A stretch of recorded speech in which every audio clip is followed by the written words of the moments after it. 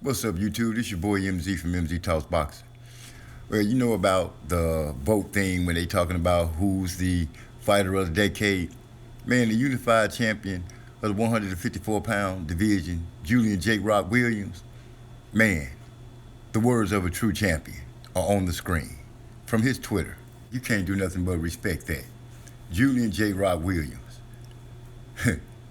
All I can say is the more I learn about this young man, the more I become a fan. Salute to Julian J. Rock Williams.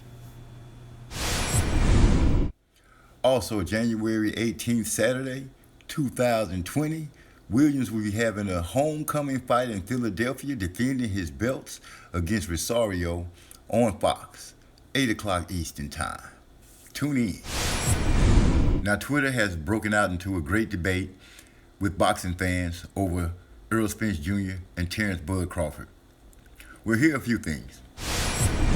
Now, Keith Thurman was one time at the top of the division.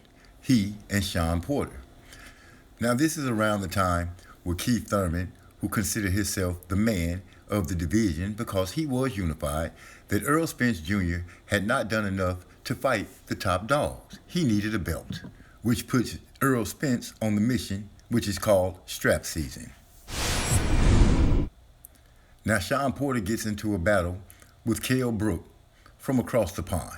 Kell Brook came over to America and relieved Shawn Porter of the IBF strap. Now, Kell Brook takes the IBF strap across the pond where he is chased down by Earl Spence Jr., who then strips him of his belt and power in the 147-pound division. Around this time, Keith Thurman is still nursing injuries, so he hasn't been able to fight, which causes him to be stripped of the WBC title. Now, this sets the table for Shawn Porter and Danny Garcia to fight over the vacated WBC strap, which was taken from Keith Thurman because of inactivity. Now, directly after Shawn Porter and Garcia battle, where Shawn Porter gained the WBC strap, Earl Spence went right into strap season mode, jumped in the ring, and calls out Shawn Porter. Now, this sets up Keith Thurman, who thinks he's feeling pretty good now, and he decides to go after the Golden Fleece, which is Manny Pacquiao. This did not turn out well for Keith Thurman because Keith Thurman lost the WBA belt. Now, in the midst of all of that, the 140-pound undisputed champion, Terrence Bud Crawford, moves up to face Jeff Horn, the WBO champion of the 147-pound division, who gained his belt from Manny Pacquiao. Terrence Bud Crawford put on a masterful display and stopped Jeff Horn and became the WBO 147-pound champion.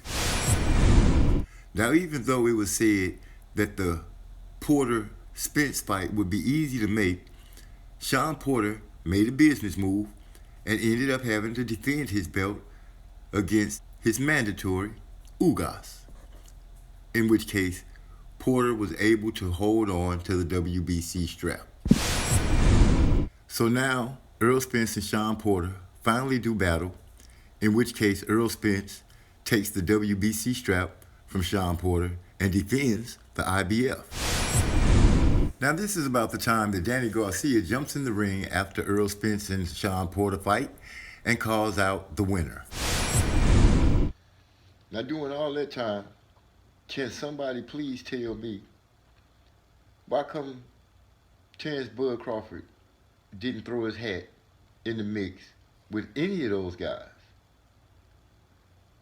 But now everybody is screaming, Terrence Crawford fans and his camp, they're all screaming Earl Spence, Earl Spence, Earl Spence.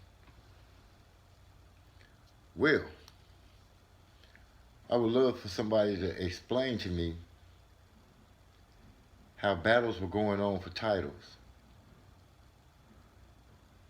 Not to mention that Crawford had won a belt, and during that time before Spence got the WBC, Crawford could have called out somebody.